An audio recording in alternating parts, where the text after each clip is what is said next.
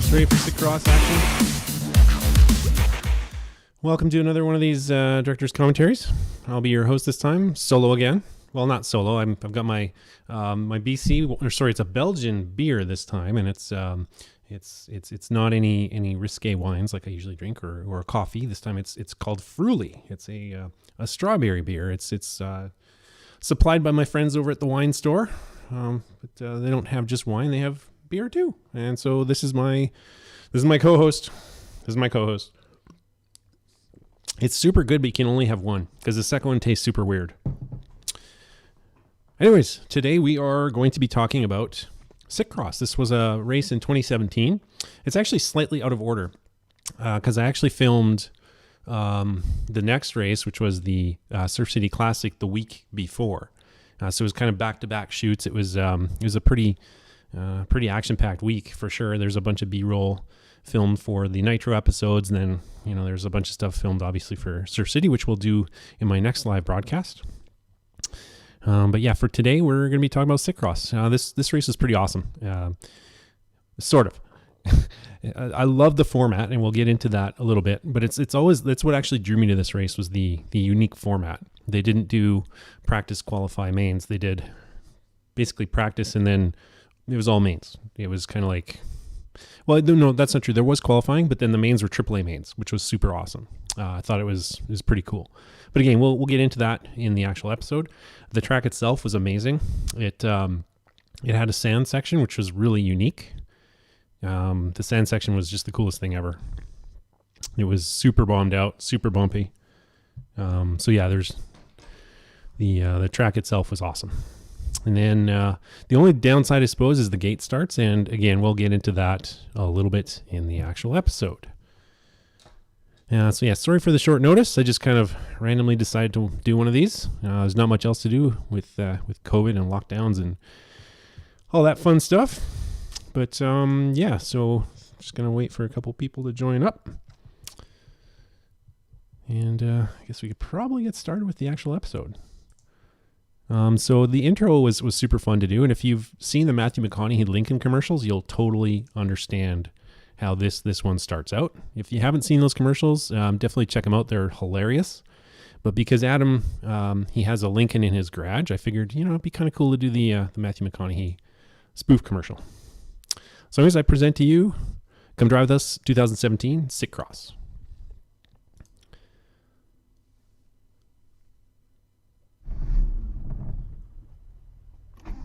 And this intro is featuring. It's cool to watch.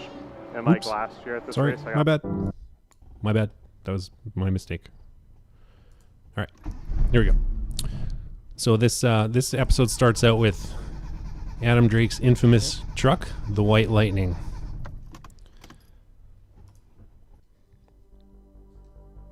I've been driving White Lightning ever since I can remember. No one's ever paid me to drive it. I didn't do it to be cool.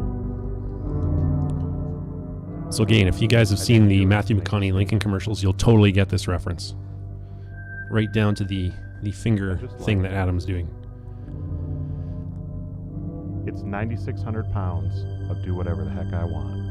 Mm-hmm. At least 9,600. I can respect that. But it's time for a change. And White Lightning isn't a part of that change.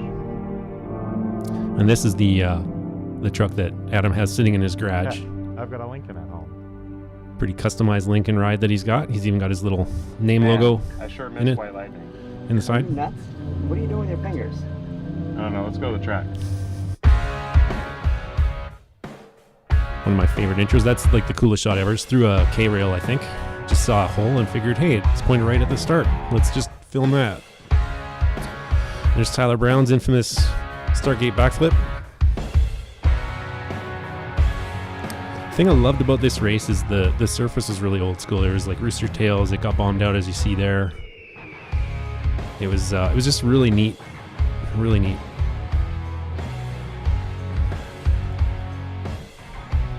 Keep grabbing the wrong mouse. Sorry, guys.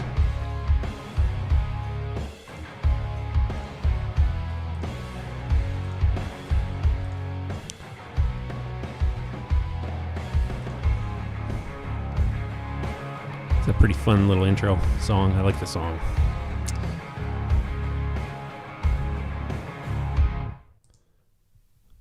So here we go. SiKCross. We're tagging along with Adam. So I actually filmed this shot for Nitro Challenge, which was way earlier in the year. Just we ran into Adam on the highway, and I did some B-roll. And he's talking about driving to events with White Lightning. White Lightning is like a 99 GMC POS, but it got him to the races.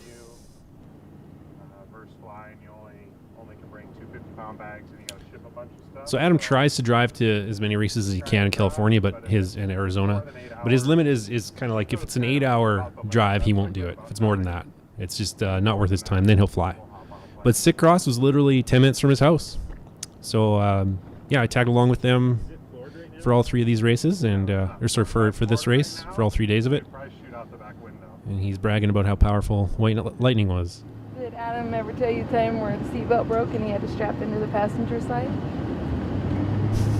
And when we order food, he has to open the door. Don't make me go through the Wendy's drive-thru with the trailer. He is that crazy. Yeah, these 2 are awesome. The Drakes. Did you take our snake, Cory? I did. I really did take their snake. They had a plastic snake that makes an appearance in this episode later on. Take that back. That's brought us a lot of laughs. They're heading to the Proline test track. So, as Mike just mentioned, this is the Proline test track. It's the factory is literally right behind us in this shot. And like I was mentioning in my preamble, I really liked the format, because here we're showing some old IFMAR races, and IFMAR has a very regimented format. You know, it's qualify, lots of qualifying, lots of practice, and then you have a semifinal and mains. SiKCross did have qualifying, but the mains were AAA. So the thing I don't like about 1 hour long mains is if you break, you're done. You know, you spend so much prep time, and then if you break, you're done. Whereas with AAAs, you know, if you kind of screw up on the first one, you got 2 more cracks at it. So that's what brought me to this race. I was actually supposed to do the duel, but this one came up instead. So yeah, Scotty Ernst there was saying, you race each other, not the clock, or race the clock, not each other. A little Freudian slip there. This race wasn't like that. On their own clock, so they are in fact racing time instead of the other competitors. We won't be seeing any of that here this weekend. Every race will be a heads-up start, among a few other tweaks to the norm. Yeah, that's right. So the qualifying, it was all heads up. It wasn't stagger start. So you were literally racing everybody every time. With a gate start, that made things a little sketchy. But for me as a storyteller and cameraman, the gate starts were just gold. I loved them. And here, Daniel's actually, this is a couple days before, he's putting the final touches on the track with Levi Jackson. Who is usually attached to the Proline truck for a race like this one, will be taking on race directing duties. I used to back at the Yeah, so a little known fact about Daniels, he used to be an RD race director. That was how he got his start in RC when he was pretty young. So here he wouldn't be working the Proline truck like he is at most other events. He's the race director. It just so happens that the race director there was on his way out, and so yeah, I just kind of fell into it and started doing it from there. And then part-time managed the shop, part-time ran the races there, and then just kind of the progression of my career in RC. So he would be calling the races from his booth above the track. Here's a good shot of the Proline facility if you've never seen it. That's the factory, and behind the 40-foot trailers where they store the rubber, they keep it refrigerated. I think I can reveal that without violating my NDA. Here's a great shot of the sand pit section. Just watch as this car lands. Poof! It's probably not the greatest for your bearings, but really cool idea, and I think it's in a good spot. It's just hard on your stuff. Being a former motocross, yeah, it's really hard on the equipment for sure. And what I loved about that section is it was never the same. Every round it was slightly different. I see Levi Jackson's joining. Hey Levi, how's it going, man? This is a really cool race. I hope it comes back someday. Hint, hint, nudge, nudge. No, Mike Bridges, we do not need one of those starting gates. And if you ever say that again, I will punch you in the larynx. We'll get into the diciness of the starting gates in a moment. Chris Austin, yes, I think some of your shots ended up on the cutting room floor, unfortunately. So the neat thing about this race is we saw the two best drivers in the world at this race. It was Mayfield showed up at the last minute, and it was pretty awesome. Well, here we're talking about Adam's poor starts and whether or not gate starts would be a little bit better for him. Normal grid starts. I know that sounds crazy, but it seems like with the normal grid starts, I have a bullseye, and with the gate starts, even though it's kind of chaos, at least at this race last year and SiC earlier this year, my starts from the gate were really, really good. Yeah, so it's ironic. Adam claimed that he was good at gate starts at other races, but it's for him he's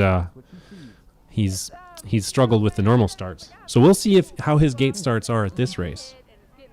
And all that, so the track is actually getting character, and I really like it. Oh, she said character. She's not alone. The track is pretty challenging. Like to get around that big jump in the center is really hard. The sand's constantly changing, so you need to kind of just make your way through that as best you can. And this segment is brought to you by my favorite number, the number 7. Just responding to a text message. In critical sections.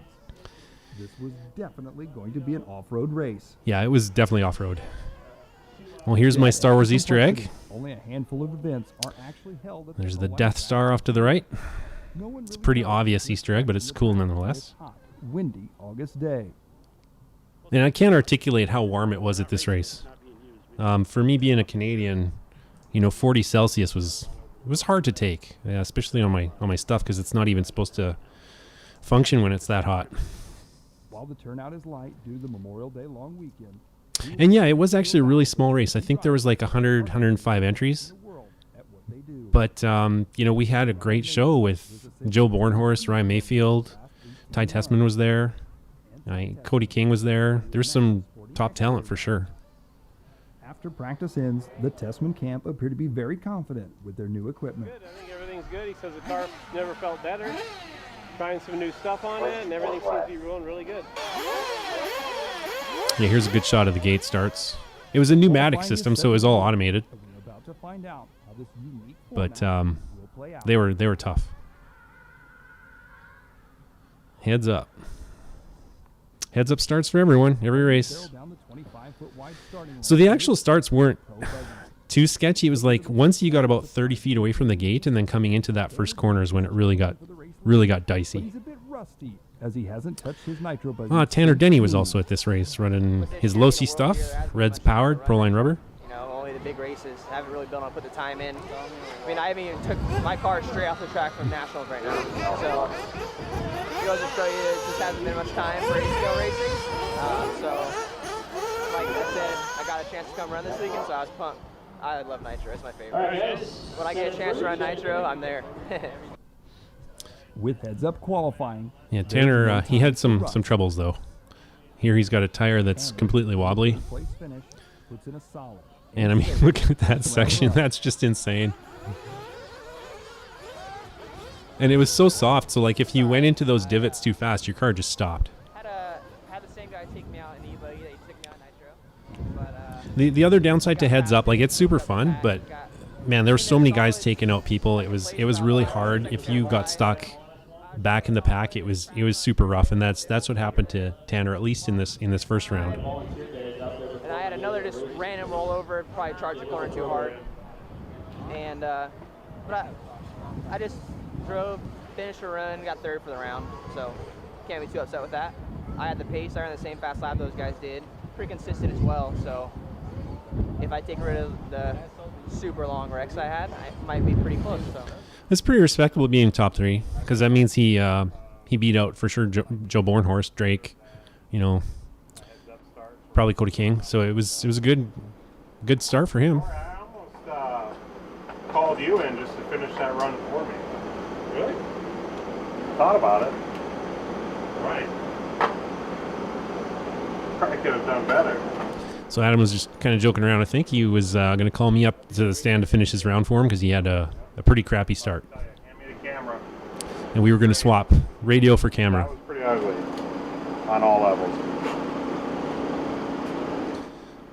Yeah, no, if I recall, it was the starts that really screwed Adam, and then he got stuck in the back of the pack. Sadly, it would not be. As for Rhonda, the warm-up for her first round qualifier went smooth, and she appeared to be in a good rhythm. But there is no TQ in warm-up. I didn't know it at the time because Adam was down there, but I broke a clutch spring, and it died at the start. So by the time I even got started, they were already around to the front over here. And so I got started, I got up there again, and then a guy got sideways, and I'm coming down off a jump. I was catching up, I was like in third, and the guy got sideways on the jump and hit me, and it broke my shock. And so I still drove around the whole race, ended up fifth. But I'm not complaining. I mean, I still finished, but I don't like starting out my day like that. I got to be calm, you know. But, I mean, all we can do is fix it. We have one throw out, so hopefully the day goes better. Rhonda's pit space doesn't look that dissimilar. Yeah, so the trick with all races is you want to get in a good round in your first round of qualifying. And Rhonda just, I don't know where she struggled, if it was just the traffic or if it was the start. I can't remember off the top of my head, but she had a really crappy first round. Right now, Cory on Facebook, and so. Yeah, and here she is busily wrenching on her car. I did glue tires, though. She did glue her tires. I'll give her that. She glued her tires. Wouldn't do something if you don't do it right. Don't do it at all. And there she's got a broken shock. Still finished her run. I think this was round one. This is what went wrong. In Rhonda's defense, the broken shock wasn't her doing. And this track is wreaking havoc on everything that tries to drive on it. Yeah, here, Buddy broke his car in half. Yikes. Of buggies. It happens. Rhonda has been probably just a couple screws. 25 years, so she knows. So here's some backstory on Rhonda. She's been racing, I think, longer than I have. We're about the same age, 44, 45. I can't remember. Actually, I don't think she's that old. I think she's just turned 40, but she's been racing for a long time. And in the main, I'll start second. So we'll see what happens in the main. It's a whole nother ballgame for the main. She's up again for round two. With the pressure. Yeah, and I think she got her start in gas truck, but made the switch over to 8 scale pretty early on in her career. Lady, a few words. Yeah. Do your talking on the track? A little bit. She does indeed do her talking on the track, and on the driver's stand, and in the pits, and on Facebook, etc. I'm passionate, okay? She's passionate. Is a bit better in this round. So this is round two. Her start was a little better. Adam, he does her wrenching, and he's her pit guy, obviously. And so he's always really in tune as far as what she's doing on the track, and he's always paying really good attention. He's like the ultimate pit guy, really. And I think a lot of times, like with her being a female racer, it's super tough because no one wants to get beat by a woman or a girl, and you see this pink car flying around the track and come up on you, and a lot of times maybe it's coincidence, but it seems like then guys kind of get super aggressive, and she a lot of times ends up on the bad end of it. Yeah, and guys, don't kill yourself. She's dang fast. Just ask Mark Santa Maria. End of this track. So it's interesting, this round that the sand section actually looked kind of a little bit smoother.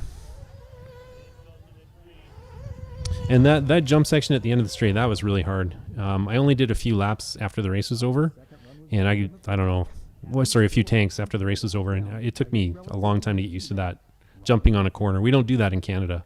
For us, we just square up and then take the jump. So that was pretty tough. For the first time in our story, Tessman isn't running HB equipment, but his transition to X-Ray hasn't been the resounding success that he had hoped for. Ty, who lives in a small town in Alberta. So here, I did some B-roll earlier in the year over in Medicine Hat. That's Ty's hometown for the most part, and this is their home track. It's actually interesting because they get to kind of test in peace. They can bring out lots of prototype stuff and not have the RC paparazzi around, aka me. And then they usually bring a bunch of locals out to kind of practice with. So Ty has a lot of time practicing passing. They do what's called 2-lap races, which is pretty cool. But yeah, they actually, I always thought it might be a disadvantage for them to be so far outside of the hub that is Southern California, but it actually doesn't seem to be a huge detriment for them. I guess we'll see how things go for them next year, given that it's COVID lockdown and he hasn't been doing a whole lot of racing against super fast people, but we'll see. If you have to do that in a qualifier or something in the States. So we do get that practice, but we don't get the practice with the fast guys. But it is nice to come back to Canada and kind of relax and take a step back every once in a while and regroup and go back in. Finding methods to reduce stress when driving at the level that the professionals in this sport are at is key. So here's another But that stress shot of DNC, which this was Ty's first year with X-Ray. His DNC was actually pretty bad. He, I believe he had some problems with, batteries. In Buggy, his battery failed, and in Truggy, his connector came off.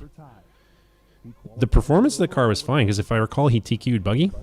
He was the overall TQ. Hey, Greg, welcome to the broadcast. Long time no see. Come to Edmonton. I have no business in Lethbridge. Sorry. The race was called the Nitro Challenge. It was a true test, not only for the drivers, but for their equipment. Yeah, here we can see Gord. He's the Truggy was actually still running, so he's trying to figure out what was going on, and his receiver plug failed.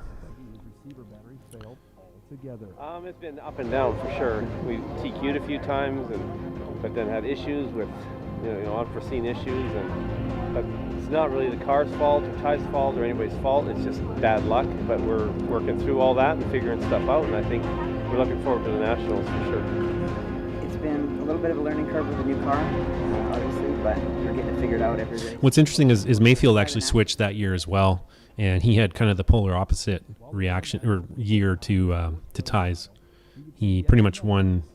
He won a lot with his Mugen right out of the gate. The one thing that Ty did do pretty good is he did win. I think it was X-Ray's first Truggy National. Was Ryan Mayfield. Unlike Ty, he has stepped into a much more established off-road brand with world championship pedigree, and more importantly, an established off-road team.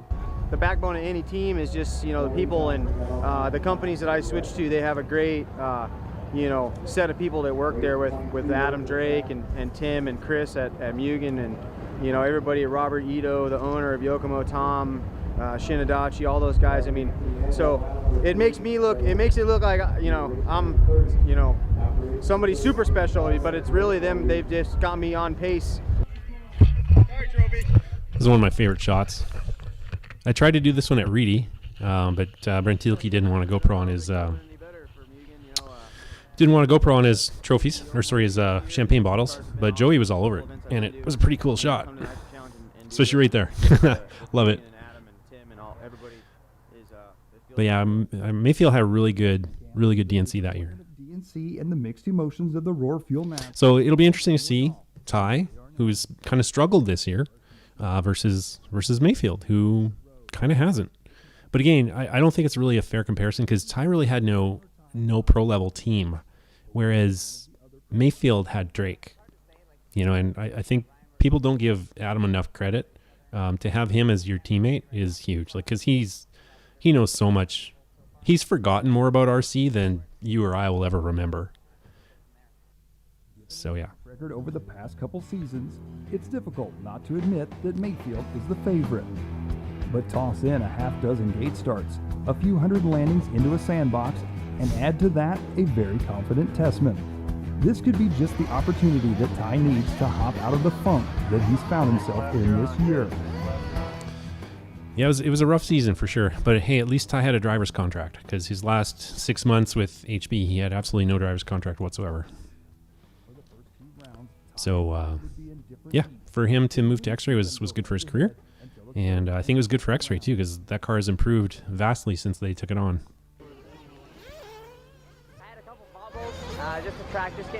The nice thing about this race is it wasn't really a tire war. It didn't really matter what tire you ran. It worked. The Proline guys, I think they were on the whole shots or maybe something a little meatier like the Blockade. And then the JC guys, I think they were on Stalkers, if I recall. And they all worked. Everything worked. It was basically, it came down to driver and car setup. With little contention from the other drivers. Well, because they removed Rhonda from your race. Well, no, I'm just Not sure what's going on here, but the Drakes weren't really enjoying themselves at this race. Both Adam and Rhonda were really struggling with the starts. Giving him an advantage. Or the track conditions, the equalizer. But there is ruts developing with the double just before it. Kind of front straightaway corner, you have to be really tight and patient there. And then just at the little holes, you just kind of have to watch out for it. It's kind of gotten a different difficulty from practice. Practice is just you're going fast, trying to make the jump. Now you're kind of driving around the holes and picking your lines very carefully. While the start of the second heat, Here's a good shot of the gate starts. So some were good, others just not so much. That was one of the few clean ones. But they're from a photography perspective, the ones that went badly were just so awesome. over one of the bump sections. Ty's time would stand, and he would be the round one. So this one was Ty would take round one over Mayfield, but it was the slimmest of margins. So I was really looking forward to the AAA mains. I couldn't wait for those. This was a crash just waiting to happen. The inevitable occurs. Ryan is held up by a spun-out buggy. Ah, sorry. Less than 15 seconds into the race, and he was second from last. Trying to get rid of that status bar at the top. Oh well. It is what it is. The first lap is registered by Adam as the leader, followed by Cody. Miraculously, Ryan crosses the line in third. Yeah, so Ryan, he had a really bad start, but he basically clawed his way through everybody within the first lap. And that sand section was so tricky, and it was hard because the cars are going away from you through it, so it was kind of tough to gauge what was happening. And I think Ryan just kind of, once he got the lead, he just checked out. We're about to get our third lead change. It's Cody King again. Joe Bornhorst, who had a terrible first round. And there's Ryan making a little boo-boo. And so both Bornhorst and Cody King got past him that time. So we're trying to get into the building so we can get some hard tires. I was on X3. Need definitely an X2 or maybe even an X1. It's pretty gnarly out there. Now it looks like there may be even just watering the outside, so it might even get grippier. So we gotta figure out if we're gonna run plastic or rubber. So the only tire decisions they really had was compound, because there was actually a lot of grip in the center section. So they were actually looking for a pretty hard tire, one that I'm actually surprised they're going to X2. It's really surprising because it was pretty loose. There's a lot of loose sand on this track. Been over a lap since our last lead change, and this gnarly track doesn't let us down. And there's Cody flipping again, and he gives the lead over to Mayfield.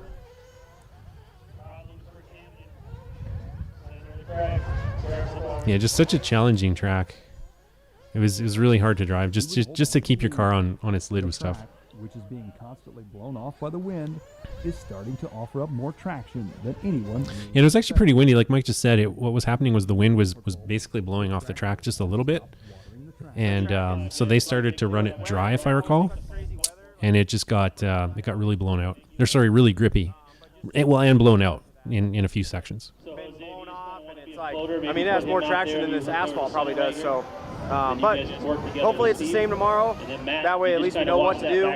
We don't go back to like the wet, dry-ish type situation. So, yeah, but the stuff's fine. I just got these gate starts kind of, I'm not very good on them. It's a tire war again.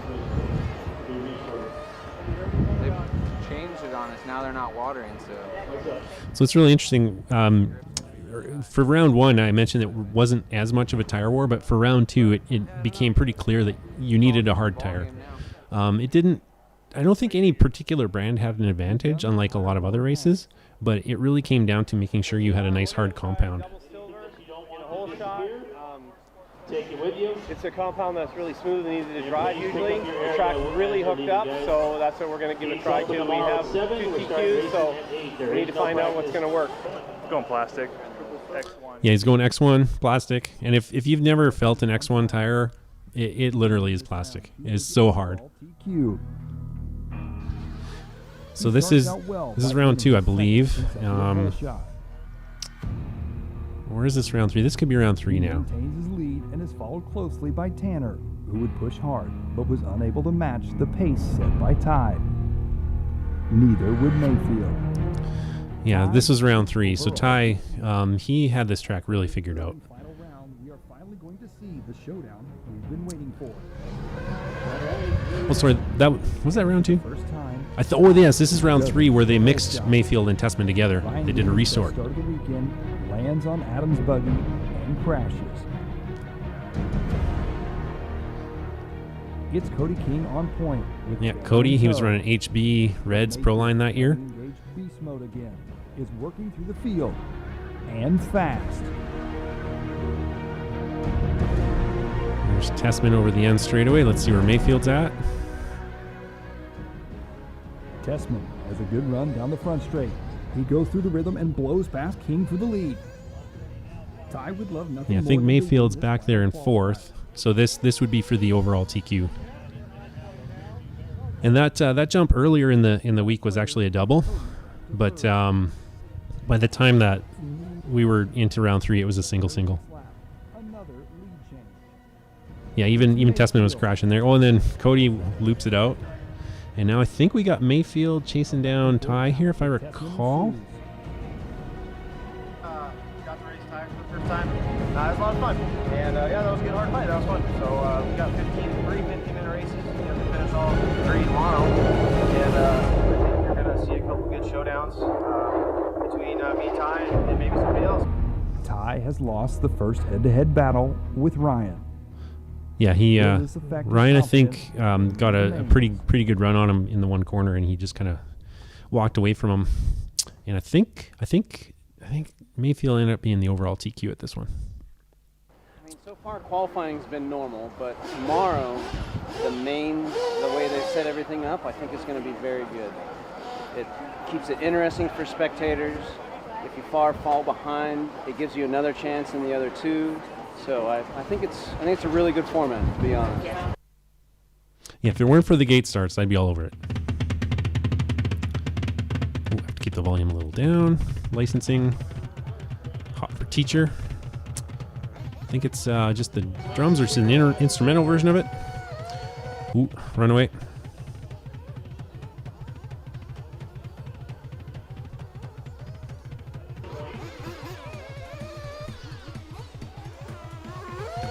And here we're into the mains. These guys are still trying to figure out how to turn off that car. Just step on the flywheel, guys.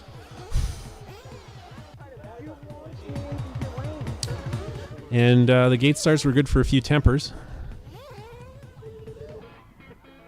And there's the plastic snake that Rhonda was referring to.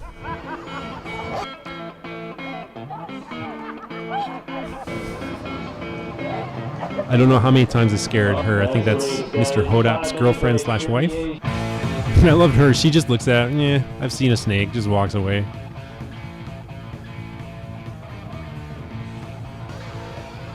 Oof. Born horse getting it a little wrong. Techno had a really good showing at this race. Lots of team guys there. The B team guys.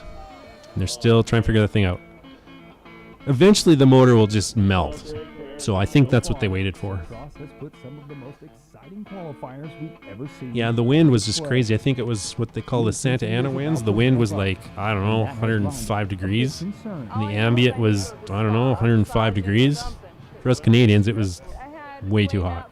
Every run, and I had a broken shock the first run, and my stuff is really good. That's the bad part, when your stuff is really good and you're just having like bad luck. So hopefully I'll bump, and then if I bump, hopefully I do better from there. But it's not my best weekend, but I guess. Yeah, it's surprising because the year before, Adam and Rhonda, they did really good with the gate starts, with the whole heads-up format. But this year they were really struggling. And that's the track builder, Levi Jackson. I noticed that Rob Jackson was watching a while ago. Kudos to you guys for putting on a really good show, a really good track, and a really good race. I don't know that the stick time will actually help a whole lot. I mean, it'll be. So I think Adam was in the B main, but I believe that they could bump into the AAAs if I recall. So I guess we'll see if the extra time on the track helps him or hurts him. I don't know. We'll see in the mains. I mean, the thing that'll help the most is getting a good start. Rhonda's B main is up first. With a bit of a questionable start, she gets the whole shot. Yeah, she really got a good start there. She gone. Adam on the other hand. As his wife. Treats How will the his start start a be? bit more conservatively. Yeah, that was actually a good clean start. It's a smaller heat, so you don't really notice the gate start mayhem in small heats like that. Rhonda with one of the best pitmen in the business, in control of her B main, as is Adam. So these are the B mains once again. Adam is in the pro class, and Rhonda is in the, I think she's in open buggy. Got my head together, and I didn't seem to have as many technical issues as far as the car or any catastrophic things happening with marshals or anything like that. So yesterday, like I said, I had the clutch spring break, and it was just not a good way to start off your day. So just, I guess, better luck today. Both Drakes win their B mains and extend their weekend into the Triple A's. The first AAA main of the day will be Nitro. An interesting visitor was Ben Sterling came down all the way from Australia. It was pretty cool to see him here. Unicorns and rainbows for Cody. He had some Here's a competition from classic racers example of he a wasn't crappy used gate to start. battling with. He drove the qualifiers with a bit of a chip on his shoulder. That was Could not someone the like cleanest Ben, of who passes. has traveled all the way from Australia to attend SiKCross, challenge for the win? Yeah, as far as I know, yeah, should be all good to go. Done a bit of maintenance this morning on the car. Cleared up some fresh Proline Buckshot X3 tyres. I think Ben Sterling just had a kid not too long ago, so congrats, Mr. Sterling. Hope that goes well for you. Hope things are good in Australia. I know he doesn't race as much or at all now, but he's got other things on his mind now, I guess. So if you're watching Ben, or if you do watch this, send me a line sometime. Yes, so the AAAs were they were amazing. I just loved it. It was so intense, like in the pits, because between the AAAs, you basically had to wrench on your stuff, get it ready. I think you only had 10 or 15 minutes to actually prep for the next one, so it was pretty frantic. The first round saw the infamous Tyler Brown create a spectacle, Yeah. nothing short of mean fodder. That was He awesome. jumped the start and ended up basically Like just starting mad skill, dead last. mad skill. But out front, it was Cody King. I think they only had one heat of Pro Truck, Unfortunately, Sterling would struggle on the rhythm section. and it was Ben. Ben was sporty, but he really struggled with that jump section right at the end of the straight. And it would be Cody King taking the win there in the first one. Amazing victory was Tyler Brown. Well, sorry, it was Tyler Brown who took the win. Yeah. Yeah, that start was just awesome. You would have had the whole shot by a long shot. Yeah, I think you need to rev a little bit more when they're feeling you. Right? There's a good shot of Ben 5 Sterling. minutes later, it was back to racing, another 15-minute A main, and King was checking out. Yeah, so this time it's Cody King in A2. Pretty much He was checking back out. up with another win in A3, taking the Open Truggy title. Yeah, there you go. Cody King, Just short, Open man, Truggy winner. So, still very happy with that. Those my 4th or 5th time racing in America now, and every time I come here I learn so much and take all that information that I learn here and take that home, and just makes me faster when I get there, and hopefully I can go for some better wins and stronger wins at home as well. So yeah, it all works out in my favour in the end of the day. As the day continues, so does the track watering, making track. So this day they conditions were more watering the bewildering. track. I'm not sure why they watered during mains and not qualies, but I think it just throws a wrench into things. it definitely changed the track a little bit. Super high bite, and then today running on still decent bite, but not as much as we've had. Try to avoid those mid-air collisions. I don't know. I like both conditions, so it doesn't really matter to me. Trackside, the top drivers are all watching the lower mains, trying to ascertain what. It was also a little overcasty on the Sunday, and it was a tick cooler. So I don't think anyone was on the X1s or X2s anymore. Watching other guys that are running Pro Line to see what their car looks like. Pretty much have to have everything ready. Depends if the sun's out or behind clouds, how much water they put on. So it's going to be it's going to be a tough. Yeah, a lot of variables. Like I was saying earlier, it wasn't one brand didn't have the advantage, but it came down to making sure you had the right compound from your brand of tires. Here's Adam carrying out Rhonda for her A1. Once again, she flirts. So the with only thing I disaster. can't remember about the AAAs is if they allowed a drop or not. I can't remember if it was your best result over all three or if you were allowed one throwout. I suspect there was one throwout, but if somebody on the chat can remind me what it was. Because that's really, I've done AAAs once at a race in Medicine Hat with the Tessmans, and it was awesome. Because it amounted to 45 minutes of race time, but if you had a bad luck in one of them, you basically could do a redo for the other two. And there's a little less pit strategy to a degree because everybody had to make one stop.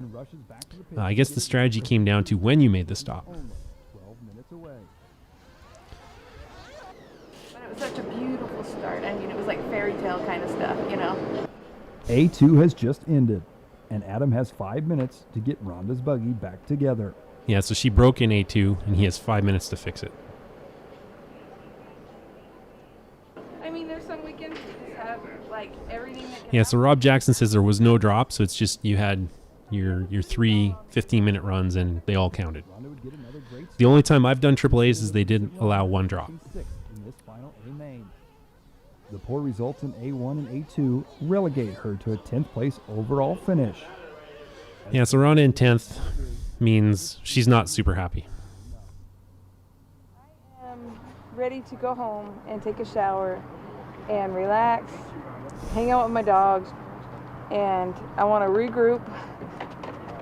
I want to go home and just practice in peace and then wait for the next race because this one was intense. The intensity It was really intense for me too, watching all these guys go around a pretty tough track, trying to get to the end of the straight to the start in one piece. This is the Pro Buggy.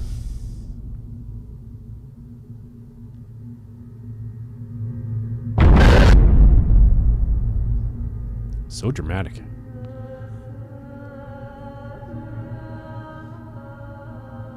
What's up, Cuglietta?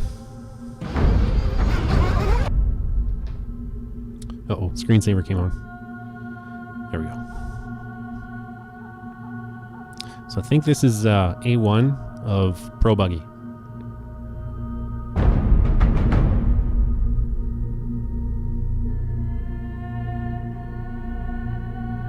And we can see a little bit of mayhem, but not too much. Just a couple of the back markers. Let's see where Tessman and Mayfield came out. The air is as thick with intensity as it is with dust and nitro fumes.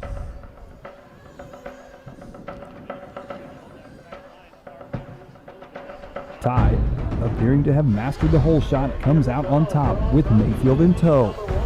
But with the track now showing significant scarring, it's literally anyone's race at this point. The second spot was a revolving door for the first half dozen laps. Mayfield had it. Then it was Chad Grana.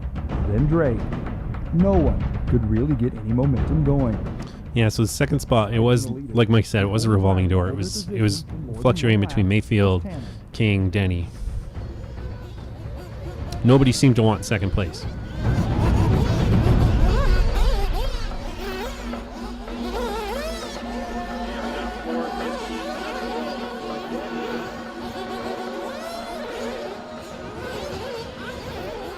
Yeah, thanks, Rob. That shot was, I think I was running the gimbal down by the gate, and then Vance Lund from Proline was manning my B cam. He had to single the last double in the rhythm section, and then contact with Bornhorst sent him off the track. Ooh, that was Bornhorst. Can't quite tell who that was. If it was Drake. Each and every one of these drivers was pushing, as Haro would say, to maximum 100%. It's been a long time since we've seen an A main this exciting, but the excitement comes with a price. Timbers flared post-race. That's why I don't want to hear it. That was he even saw it behind us. He was like, Get a little bit of rest. Sent him in on me. I tried to. You launched me into the lane. Dude, I stopped for you. just wait till you're going to get yours. Just wait till after the race. I wonder if he got his. Just curious. And that was only A1. That was A1. That was pretty intense. That was like, It was really good. We had a really I mean, for me as a storyteller, that was super fun. And just being there was awesome watching that. So yeah, Ty took the first one. Close the gap, so our car's really good, tires are really good, everything. It came down to the gate starts. Whoever got a really good gate start, if you were in like the top 3, you know, you basically had it made. But every single gate start, there's a crash. Every single one of them. Ryan, who needs a win here to make things interesting, got a clean start. So here we've got a good battle. This is now Ty and Mayfield. And Mayfield really needs to beat him this time. Mayfield capitalizes and blows past him.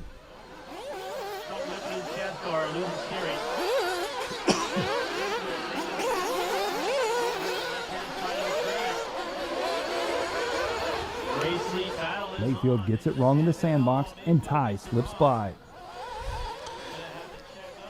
So Ty got by on a little bobble by Mayfield. Will he hold it?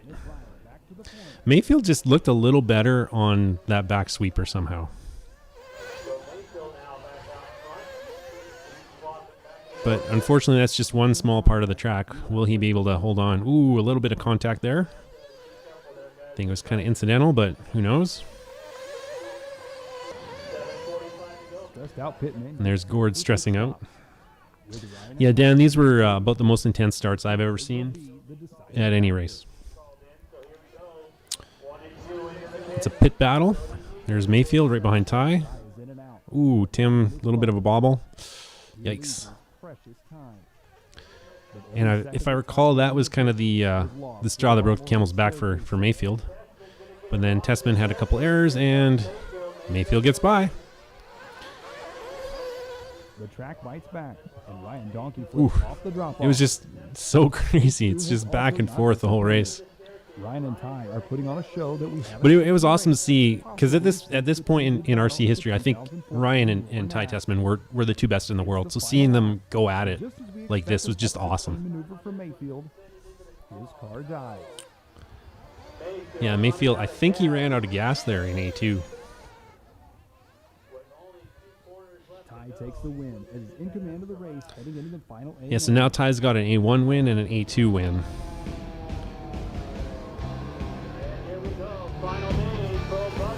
Like A2, Ty and Ryan get clean starts and basically continue right where they left off. Yeah, I love watching these two go at it because they race each other so clean. They respect each other's talent so much. And it's great to watch. Ooh. That's a really ballsy place to try to make a pass.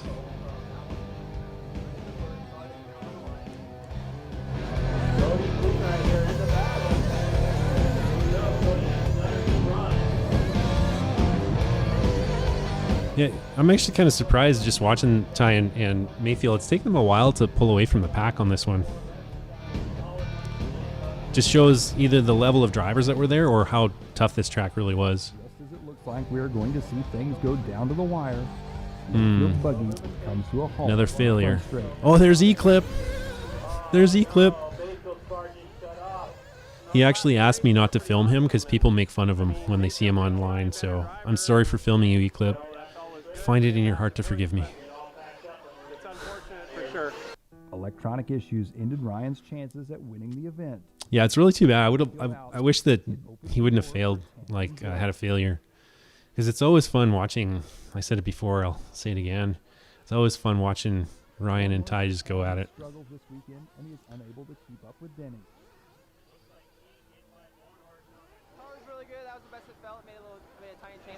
So Tanner Denny actually had a pretty good event. I think he finished second or third. I think he was second.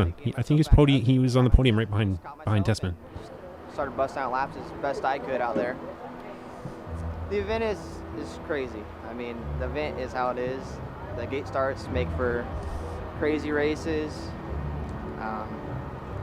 It's either going to be good or really bad, so it's kind of just luck of the draw.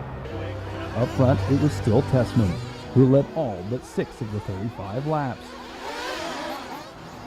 Had a good battle with Mayfield right away. I don't know what happened. I said E-Clip. Halt on the straightaway. John harassed me, whatever. He's asking if I said E-Clip or C-Clip. It's E-Clip. C-Clip is somebody else altogether. You had to kind of constantly be aware aware of it, how the track was changing. And C-Clip is banned. He can't watch any of this stuff. it was fun. It's challenging. Usually don't do so good on rough tracks, so it's nice to kind of get the car set up really good on rough track and be able to Yeah, that's drive. really true. The one thing I'll say about Tessman, if it's a smooth track and high grip, just give him the win. Just give him the trophy. Don't even hold the event. Just give it to him. But when it's bumpy, it's a different story. Camp needs to return to the form they displayed in their championship-winning 2014 season. And what of the race format? This format's fun for me. I'm sure if you're not having a good day, it's not fun, but Like I the had a good Drakes? day and it was enjoyable. So. I never want to race a race like this again. I mean, the format's cool when you get the start. If you don't get the start and you're back in the chaos. But I mean, it's like that. It's like that everywhere. Like anytime, even in a normal start, if you don't get a good one, you hate everything about the race. I guess it's just a little bit more in your face when it's a gate start like this. Cool facility, and the track's always cool. But yeah, these formats are a little gnarly. I think they're just trying to be different, which I can appreciate that, but it doesn't really work. See, I'm curious if it was the format that was bugging these guys, or if it was the gate starts. Because I suspect it was largely just the gate starts. Because I mean, the AAAs are cool. The qualifying being heads up, I thought was cool. While this format, from a spectator's perspective, has to be second to none, and the AAA mains were largely... And the thing is, like, it's just exciting for people to watch a race like this. I mean, unfortunately, there wasn't a whole lot of spectators coming. It was really just the people at the race itself. The people who are part of this traveling But circus for me, have seen the cycle I love this race. This is one of my favorite events. Seen racing persevere through downturns like this one, and they think there just might be an easier solution. I just think we need to do more club racing just to help get more new people into it. If we don't have club racing, we need that as a gateway to get more people into it. I held a club race here, 2-3 weeks ago. I had 65 guys out of the blue show up just to club race, you know what I mean? And I think people have more fun doing it. They don't have to spend as much money. They don't have to take time off of work. They can just show up. And I think during COVID, there's actually been a ton of club racing down that area. That's when RC saw its peak, man, when every track was club But I do understand what they're saying about club racing. That's like most of what we have up here, and it's super fun. We don't have as many of the big races, whereas in California, there's a major event every weekend. Everything, has its point. It'll probably turn back around, but I definitely think people like the shorter races and not things that are drug out so long, and just get in, get out, and then other people have jobs and other stuff to do too. For Ty and Gord, their job this weekend. So yeah, it was a fun race to film. I liked the format. I know the guys said they really didn't, but what's up, Jose Alvarado, my brother from another mother? What's up, yo? As the IFMAR worlds are fast approaching. So yeah, that was SiKCross. I think we're at the end of it. Yeah. So like I said, this for me was a super fun race. I like the format. Oh, what's going on here? It's Larone. Oh, we got some outtakes. Difference. What's with that hair that you have going off your finger right there? It's not mine. Something like flickering. I'm like, where is that? I can't even say what I want to say right now. Oh, yeah, you can. He's dressed like a tard if I don't watch him. The fashion police. Where do you come from the fashion department? I'm sure you bought them. Rhonda's busting Adam's balls about his shorts that he chose. I can't remember what other outtakes are in here. I should have watched this before. There are fights. This is the stuff I gotta put up with. That was a sparkle in my eye. Yeah. Yeah. Well, hey, once you go drag, you never go back. That's a nightmare that I have on a nightly basis. Miss Larone. No, what's Rhonda gonna say? Nothing comfortable. Corey! He's getting boob shots all day. It's true, I did. He had me answer some question earlier. I'm like, I was looking at the cones on the track.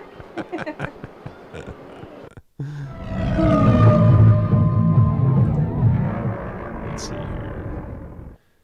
All right, I think I got this figured out. Oh, maybe not. Uh-oh. Okay, cool. You don't need to see two of me, right? Sorry about that. All right, so Daniel Cuglietta has asked me if I'm going to do a director's cut of the Drake House tour. No, I don't think I will. As fun as that would be.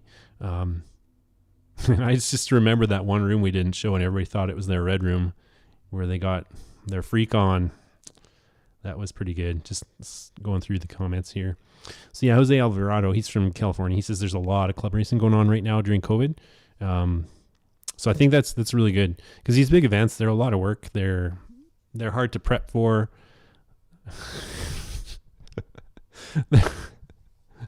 Sorry, I just got a text message. They're hard to prep for. I am indeed. My best friend has texted me and I'm just responding. Big races like this are hard to prep for, and club races, like, you just show up and have some fun. So it's awesome to see more club racing happening down there. So what else can I tell you about the SiKCross race? It's super hot. The gate starts were not super popular. The format, again, beating a dead horse here, but I thought it was pretty cool. It's too bad that Mayfield had technical glitches, because I would really have liked to seen that last A3 pan out. Because him and Tessman at this point, like I said earlier, I thought they were the best two in the world at that time. Let's just looking at the comments before I sign off here, seeing if anything interesting comes up. Oh, one thing that is kind of interesting is I think it's a contract year for Mayfield. Is he going to stay with Mugen, or is he going to move on? And if he does move on, where would he go? And what about the Proline Exodus? Where's it's a contract year for Drake. It's a contract year for Tessman. Boots, there's already rumors around him moving. Bornhorst, there's already rumors around him bailing. So yeah, it's going to be January 1st is going to be kind of interesting. New Year's Day, we'll see where everybody lands. I personally think it would be a boo-boo for Mayfield to leave Mugen. I think him and Adam have a really good dynamic going. But at the end of the day, it is a job for them, and he has to make the decision that he thinks is best for him and his family. So we'll see where that goes. All right, well, I don't really have too much else to say. Next race is the Surf City, which I actually filmed a week prior to SiKCross. That was held at OCRC. It was a 10-scale race. And then this season was kind of interesting because I did an outdoor 8-scale race and an indoor 8-scale race. And then I did an indoor 10-scale race and an outdoor 10-scale race. The indoor 10-scale race was Surf City, and the outdoor 10-scale race was the China Worlds, the Xiamen Worlds. So we got 2 10-scale episodes coming up in the next few weeks. I'll try to do one of these a little bit more frequently. I think I took a 3-week break here, but I'll try to do one maybe next week or the week after. But if there's not any questions coming in, I just want to give a shout out to Daniel and everybody at Proline for helping me with this race. Vance Lund was my B camera operator. He was doing all the track follows from the driver stand of the A123, which allowed me to shoot from track side, like down at track level. So that really, really helped a lot. Huge shout out to Rob Jackson and Levi Jackson for being accommodating while I was filming this episode. And there's lots of other people to thank. A question came in, what are your thoughts on Techno? I think they've come a long way. I had the very first, it was like their first nitro buggy. It was okay. I had a hard time getting any traction out of it, but I think they've made some amazing strides with the platform. The only thing that they need to fire whoever makes their bodies. Like, fire them now, even if it's Daniel Lewis. Not sorry, your bodies are ugly. I hate live broadcasts. Anyways, their platform's really good, I think. CL Fallon says, thanks for the commentary. No problem. These are not my favorite thing in the world to do, but hey, we don't have much else to do. I've got a couple edits in the pipeline, and this is just a nice break from it.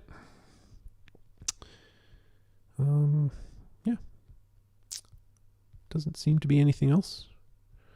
My viewers are dropping like stones. Sadness. But anyways, thanks for watching. I'm going to cut to my my outro here. If I can find it. Is that it? Oh, I can't remember. Oh, there it is. Ha. All right. So hope everybody stays safe out there. And if you guys are club racing, I hope you enjoy it in the southern states. If not, hope you have fun doing whatever it is that you do. So God bless. Take care. Bye.